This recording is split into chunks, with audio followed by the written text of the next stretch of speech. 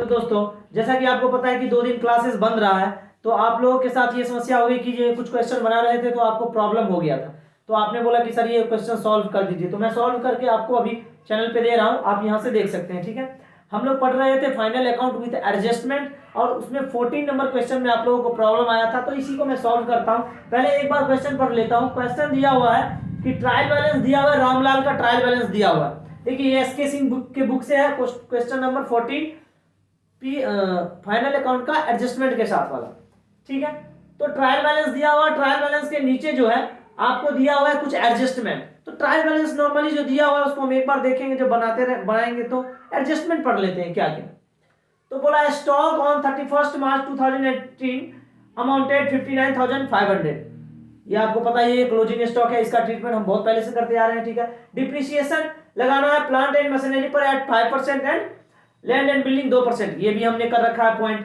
ठीक है, और बिल्डिंग एट 2% लगा दिया। 1000 वाज ड्यू फॉर वेजेज, यानी आउटस्टैंडिंग वेजेज कितना है 1000, ये भी बना रखे हैं। एंड 600 फॉर सैलरी, सैलरी के लिए आउटस्टैंडिंग 600 है, और क्या कहते हैं 1000 किसके लिए, वेजेज के लिए। Insurance was prepaid to the extent of 100, 100 रुपया प्रीपेड इंश्योरेंस है, कोई बात नहीं। Create provision for doubtful debt 5% and provision for discount on debtor and creditor 2%। यही 2 पॉइंट होगा जिसमें आपको प्रॉब्लम आया होगा, और तो उसी को हम देखेंगे और यहाँ पे बताएंगे। चलिए ऊपर से उठाते हैं और एक एक करके पॉइंट करते हैं। सबसे पहले क्या लिखते हैं, ओपनिंग स्टॉक क्वेश्चन में दिया हुआ है। जी हाँ, ओपनिंग स्टॉक दिया हुआ 41,000 हमने लिख दिया। तो उसके बाद लिखते हैं परचेज, ये पहले ऊपर में लिख दिया हमने, trading PL account of Ramlal for the year ended 31 मार्च 2018। उसके बाद हम ट्रेडिंग अकाउंट बनाएंगे, ओपनिंग स्टॉक हमने लिख दिया, परचेज हम लिखते हैं, उसमें से रिटर्न लिखते हैं, ये पता है क्लासेस में हमने पढ़ाया आपको।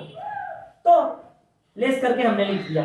इधर हम लिखते हैं सेल, और सेल का भी रिटर्न दिया हुआ है 1500, और हमने माइनस करके लिख दिया। अब आगे चलते हैं। ड्राइंग नहीं आएगा ट्रेडिंग में, वेजेस ट्रेडिंग में आएगा। वेजेस है 22,000, लेकिन आउट एडजस्टमेंट में आउटस्टैंडिंग दिया हुआ है 1000, तो हमारा यहाँ पे जुड़ जाएगा, और ये 1000 फिर कहाँ दिखेगा, बैलेंस शीट के लायबिलिटी साइड में। चलिए तो यहाँ पे दे दिए कैरेज। उसके बाद जब चलेंगे तो लैंड एंड बिल्डिंग ट्रेडिंग में नहीं आएगा, प्लांट एंड मशीनरी भी ट्रेडिंग में नहीं आएगा क्योंकि दोनों एसेट्स है। कैरेज आ गया, कैरेज हमारा कितना है 1000, हमारा डायरेक्ट एक्सपेंस है। आपको पता है कि ट्रेडिंग अकाउंट में डायरेक्ट एक्सपेंस दिखाते हैं और डायरेक्ट इनकम दिखाते हैं, इनडायरेक्ट, और पीएल में इनडायरेक्ट एक्सपेंस और इनडायरेक्ट इनकम दिखाते हैं, और बैलेंस शीट में एक तरफ कैपिटल और लायबिलिटी और इधर एसेट्स दिखाते हैं। चलिए आगे चलेंगे। सैलरी, सैलरी हमारा पीएल का पार्ट है, रेंट एंड टैक्सेस पीएल का पार्ट है, बैंक एसेट्स है, कैश इन हैंड एसेट्स है, सन्ड्री डेटेड एसेट्स है, वर्क एक्सटेंशन एसेट्स है। ये वर्क एक्सटेंशन क्या होता है, ये पॉइंट दिक्कत हुआ होगा। वर्क एक्सटेंशन मतलब कि जहां पे आप काम कर रहे हैं उस एरिया को आपने फैला है, तो वो मेरा एसेट्स हो गया। चलिए एडवर्टीजमेंट एक्सपेंस है इनडायरेक्ट, मतलब यहाँ पे और जो है एक और नीचे होगा, वर्क एक्सटेंशन हो गया, बैड डेट हो गया, एडवर्टीजमेंट हो गया, इंश्योरेंस हो गया। रेलवे फ्रेट, रेलवे फ्रेट का मतलब कि हमने जो माल लाया उस पे भाड़ा जो दिए, रेल को भाड़ा दिए, रेल से माल लगना है, तो वो मेरा ट्रेडिंग अकाउंट में, चूंकि हमने जो हम कोई ट्रेडिंग अकाउंट का सॉरी कोई व्यापार करना है तो अपना माल मंगवाते हैं ना, तो माल मंगवाएंगे तो उस पर जो भाड़ा देंगे तो वो डायरेक्ट एक्सपेंस हो गया। और इधर क्लोजिंग स्टॉक हमने लिख दिया, हमारा ट्रेडिंग अकाउंट कंप्लीट है। ट्रेडिंग अकाउंट में हमारा ग्रॉस प्रॉफिट आया 60,000, ग्रॉस प्रॉफिट को हम कहाँ पे ट्रांसफर कर दिए, यहाँ पे 60,000। अब चलते हैं इनडायरेक्ट एक्सपेंस कौन सा है और इनडायरेक्ट इनकम कौन सा, ऊपर से पढ़ते हैं। स्टॉक नहीं है, परचेज नहीं है, ड्राइंग नहीं है, वेजेज नहीं है, लैंड एंड बिल्डिंग नहीं है, प्लांट एंड मशीनरी नहीं है, कैरेज हमने यहाँ लिख दिया। सैलरी, सैलरी हमारे पास 5000 जो है यहाँ पे दिया हुआ है, लेकिन उसी में एक एडजस्टमेंट नीचे में दिया हुआ था, आउटस्टैंडिंग सैलरी 600, तो दोनों को जोड़ के यहाँ पे लिख देंगे। और हमने क्लासेस में बता रखा है कि कैसे क्यों यहाँ पे जुड़ ऐड करते हैं, क्यों लेस करते हैं, ये हमने ऑलरेडी कॉन्सेप्ट बता रखा, सिर्फ मैं सॉल्व कर रहा हूँ। ठीक है, और 600 यहाँ पे लिखेंगे, और ये 600 आउटस्टैंडिंग मेरा क्या है, लायबिलिटी है, तो उसको हमने बैलेंस शीट के लायबिलिटी साइड में लिखेंगे, ये हो गया। उसके बाद चलते हैं रेंट, रेट एंड टैक्सेस, हमने लिख दिया, इसमें कोई एडजस्टमेंट नहीं था। ठीक है, उसके बाद चलते बैड डेट, बैड डेट यही आपको समझना है, हम समझना कि इसको भी तो हमने क्लास में समझा रखा, बट फिर से समझना है कि बैड डेट ट्रायल बैलेंस में कितना दिया हुआ, बैड डेट ट्रायल बैलेंस में दिया हुआ 1200 रुपया, हमने 1200 लिख दिया। और old provision credit side, trial balance के क्रेडिट साइड में दिया हुआ 600, अब हमने उसको क्या करना है, उसे हमें माइनस करना है, हमें पता है। और न्यू प्रोविजन हमें बनाना है, न्यू प्रोविजन हमें कितना बनाना था, शायद 5% था, कितना बनाया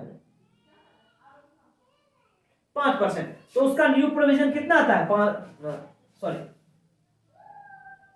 हाँ न्यू प्रोविजन जो है 22,250 रुपया आता है, उसको अगर कैलकुलेट करेंगे तो कितना आ गया, डेटर हमारा डेटर कितना था उतना ही आएगा, हमने कैलकुलेट करके लिखा हुआ है, ठीक है, आप कैलकुलेट कर लेना। और उसके बाद हमने ये बैलेंस लिख देना है। उसके बाद हमें लिखना है एडवर्टीजमेंट। एडवर्टीजमेंट में कोई एडजस्टमेंट नहीं है। इंश्योरेंस, इंश्योरेंस में प्रीपेड इंश्योरेंस था 100 रुपये का जो मैंने लेस कर दिया, और ये प्रीपेड इंश्योरेंस हमारा एसेट्स हो जाएगा, तो ये यहाँ पे लिखा जाएगा। डिस्काउंट, डेबिट वाला डिस्काउंट यहाँ पे लिख दिए 600 रुपया। अब यहाँ पे कम पड़ गया जगह तो हम यहाँ लेके आए। Reserve for discount on debtor, अब ये कैलकुलेशन करना है कि reserve for discount on debtor हमारे पास, देखो डेटर कितना था, एक मिनट, डेटर हमारे पास कितना था मैं देख लूं। डेटर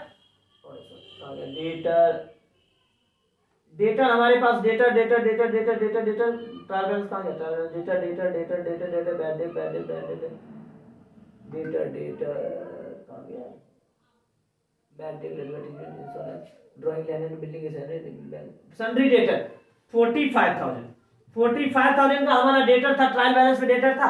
अब उस ट्रायल बैलेंस में से हमने क्या किया, हमने जो है नया प्रोविजन जितना बनाए होंगे, अब मान लो डिस्काउंट किसको देंगे, कोई मेरा डेटर है, अगर हम उसको डिस्काउंट देंगे, उसी को डिस्काउंट देंगे ना जिसपे हमने ये प्रोविजन नहीं बनाया, किया हमको लगता है ये बंदा हमको पैसा नहीं देगा।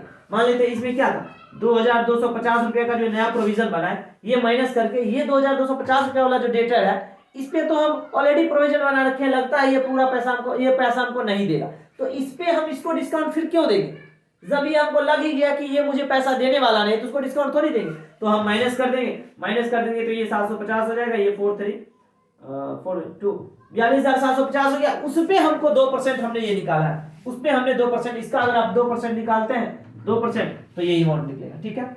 अब डिप्रिशिएशन और लैंड एंड बिल्डिंग और प्लांट एंड मशीनरी जितना रेट दिया हुआ, एक पे 2%, एक पे 5% दिया 2%, और निकाल देंगे ये इतना निकल जाएगा। नेट प्रॉफिट हमारा ये निकल गया, बस ग्रॉस प्रॉफिट हमारी तरफ ये 60,000 यहाँ से ट्रांसफर करके लाए। एक डिस्काउंट क्रेडिट पे दिया हुआ है, डिस्काउंट क्रेडिट पे दिया हुआ है क्रेडिट साइड में, ट्रायल बैलेंस के क्रेडिट साइड में, वो हमारा इनकम है। और एक reserve for discount on creditor, यानी क्रेडिटर पे भी एक डिस्काउंट बनाना था, तो क्रेडिटर हमारा कितना था, क्रेडिटर हमारा कितना था, देखो क्रेडिटर हमारे पास कितना दिया, क्रेडिटर दिया 40,000, 40,000 का 2% कितना होगा, 800 रुपया ही होगा, ये हमने लिख दिया। और इसके बाद ये नेट प्रॉफिट निकल के हमारा कितना आ गया 44,395। अब चलते हैं बैलेंस शीट में। अब बैलेंस शीट में चलते हैं तो उठा के देखेंगे जो एरिया क्या क्या है, क्या क्या डालना है बैलेंस शीट में, फिर से ट्रायल बैलेंस पढ़ेंगे, क्या ओपनिंग स्टॉक डालना है नहीं डालना है, परचेज ड्राइंग, हाँ ड्राइंग पहले कैपिटल लिख लेंगे, सबसे पहले कैपिटल लिख लेंगे, कैपिटल हमारा इतना दिया हुआ। नेट प्रॉफिट पता है आपको, नेट प्रॉफिट कैपिटल में ऐड करते हैं और नेट लॉस माइनस करते हैं, क्यों, क्योंकि प्रॉफिट हमारे कैपिटल को इंक्रीज कर देता है और लॉस हमारे कैपिटल को डिक्रीज कर देता है, ठीक है। नेट प्रॉफिट को ऐड कर दिए, एक ड्राइंग भी दिया हुआ, ड्राइंग हमारे कैपिटल को कम करता है, लेस करके हमने नेट एडजस्टेड कैपिटल लिख दिया। अब चलते हैं, अब ऊपर से पढ़ लो क्या कहते हैं, drawing value land and building, जी हाँ लैंड एंड बिल्डिंग यहाँ पे लिख दिया हमने, लैंड एंड बिल्डिंग, और उसमें से डिप्रिसिएशन घटा के लिख देंगे क्योंकि डिप्रिसिएशन एडजस्टमेंट किए थे। लैंड एंड बिल्डिंग के बाद प्लांट एंड मशीनरी है, उसमें से भी डिप्रिसिएशन हमने घटा देना है, लिख देना है। उसके बाद चलते हैं प्लांट एंड मशीनरी, कैरेज नहीं देना, सैलरी नहीं देना, rented wage bank cash in hand 400 रुपया हमने दे दिया। उसके बाद कैश इन हैंड के बाद डेटर, सन्ड्री डेटर यहाँ पे हमने लिखा है, सन्ड्री डेटर में क्या करना है, न्यू प्रोविजन, हाँ जो सन्ड्री डेटर 45,000 का था उसमें से जो नया प्रोविजन बनाए थे उसको तो लेस कर लेंगे, और एक रिजर्व फॉर डिस्काउंट, ये जो बनाए थे एक नया प्रोविजन और रिजर्व फॉर डिस्काउंट, हम क्लास में बता ही रखे थे क्यों इसको लेस करते हैं, क्लास में बता रखे हैं, इसको एडजस्ट कर देंगे तो कितना आ जाएगा, इतना आ जाएगा, हम क्लास में बता रखे हैं। फिर क्लोजिंग स्टॉक हमने दे दिया, ठीक है, नीचे देख लेते हैं, और कुछ नहीं ना, कुछ था नहीं। उसके बाद एसेट्स साइड में कुछ नहीं था क्लोजिंग स्टॉक में। अब एडजस्टमेंट में चलेंगे कि एडजस्टमेंट में कौन सा एसेट्स था मेरा, एक प्रीपेड एक्सपेंस, प्रीपेड इंश्योरेंस जो था वो एसेट्स था, एक वर्क एक्सटेंशन छूट गया था, एडजस्टमेंट में नहीं था, ट्रायल बैलेंस में वर्क एक्सटेंशन था, ये मेरा एसेट्स था। तो जब ये सारे लिख देने के बाद ये मेरा अमाउंट आता है, और उसके बाद इधर से लायबिलिटी साइड में चलते हैं, ट्रायल बैलेंस के क्रेडिट साइड वाला लायबिलिटी साइड में दिखेगा, क्या दिख रहा है, पहले कैपिटल लिख दिए, बिल्स पेबल लिख दिया हमने, सन्ड्री क्रेडिटर 40,000 है, और रिजर्व फॉर डिस्काउंट हमने बनाया हुआ था, रिजर्व फॉर डिस्काउंट ये 800 रुपया, ये माइनस करके लिख दिए।